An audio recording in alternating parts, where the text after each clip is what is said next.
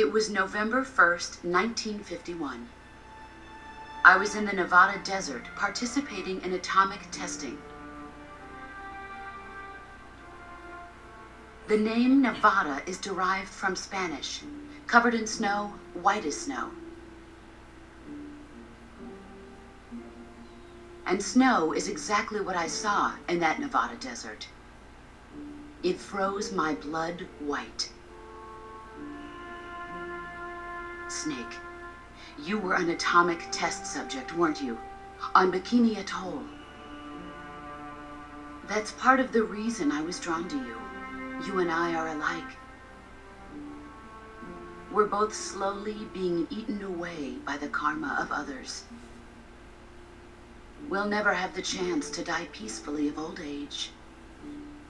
We have no tomorrow. But we can still have hope for the future. In 1960, I saw a vision of the ideal future from space. 3 years earlier, the Soviet Union had succeeded in launching Sputnik, the first man-made satellite in history, into orbit.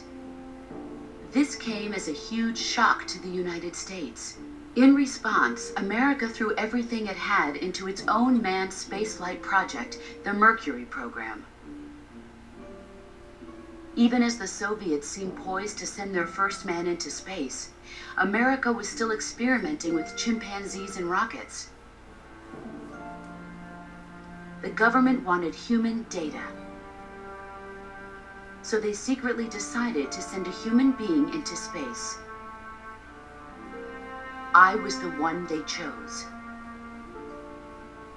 At the time, they didn't have the technology to block out cosmic rays, and whoever they sent up would inevitably be exposed to heavy radiation. That's why they chose me. After all, I'd already been irradiated once. Of course, you won't find any of this in the history books. I could see the planet as it appeared from space. That's when it finally hit me. Space exploration is nothing but another game in the power struggle between the US and the USSR. Politics, economics, the arms race, they're all just arenas for meaningless competition. I'm sure you can see that, but the Earth itself has no boundaries. No East, no West, no Cold War. And the irony of it is, the United States and the Soviet Union are spending billions on their space programs and the missile race, only to arrive at the same conclusion. In the 21st century, everyone will be able to see that we are all just inhabitants of a little celestial body called Earth. A world without communism or capitalism, that is the world I wanted to see. But reality continued to betray me. In 1961, I was sent to Cuba, to Bahia de Cochinos.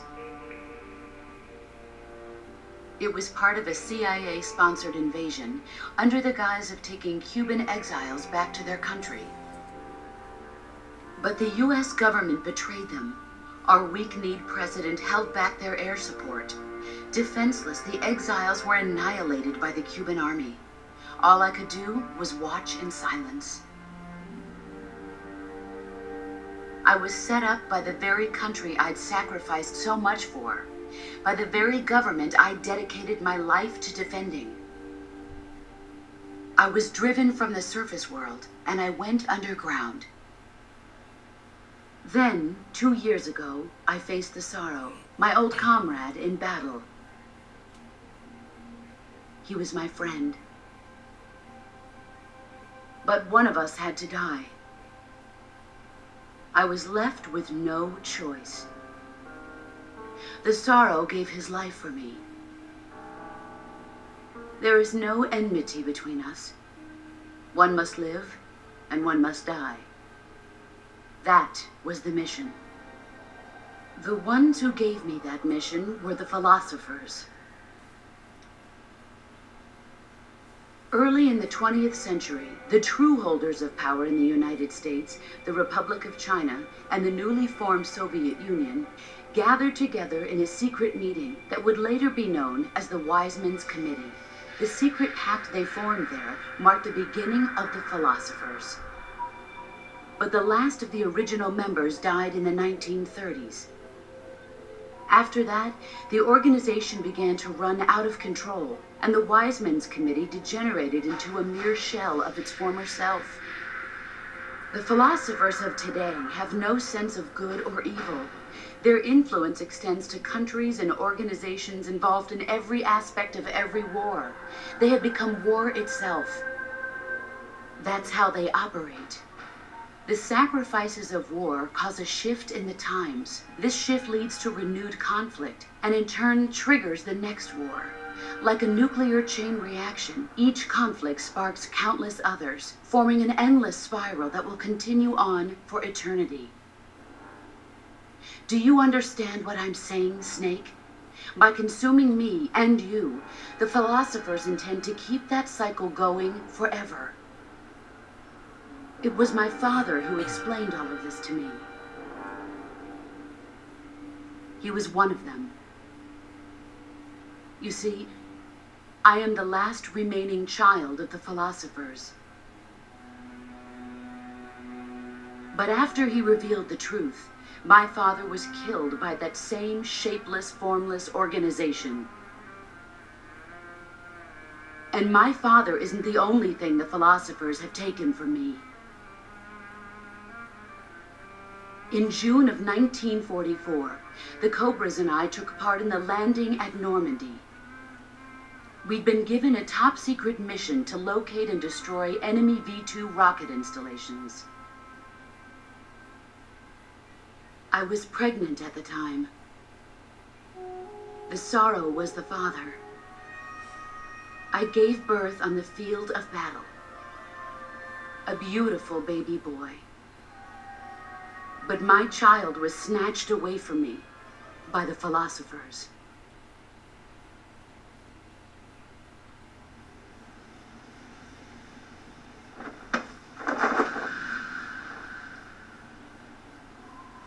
Look at this scar. This is proof that I was once a mother. I gave up my body and my child for my country. There is nothing left inside me now. Nothing at all. No hatred, not even regret. And yet sometimes at night, I can still feel the pain creeping up inside me, slithering through my body like a snake.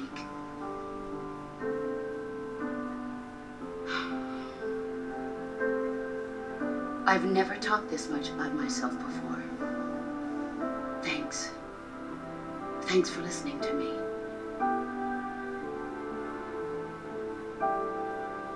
I feel content. Snake, commence the operation. I raised you. I loved you. I've given you weapons, taught you techniques, endowed you with knowledge. There is nothing more for me to give you. All that's left for you to take is my life, by your own hand. One must die, and one must live. No victory, no defeat. The survivor will carry on the fight. It is our destiny. The one who survives will inherit the title of boss. And the one who inherits the title of boss will face an existence of endless battle.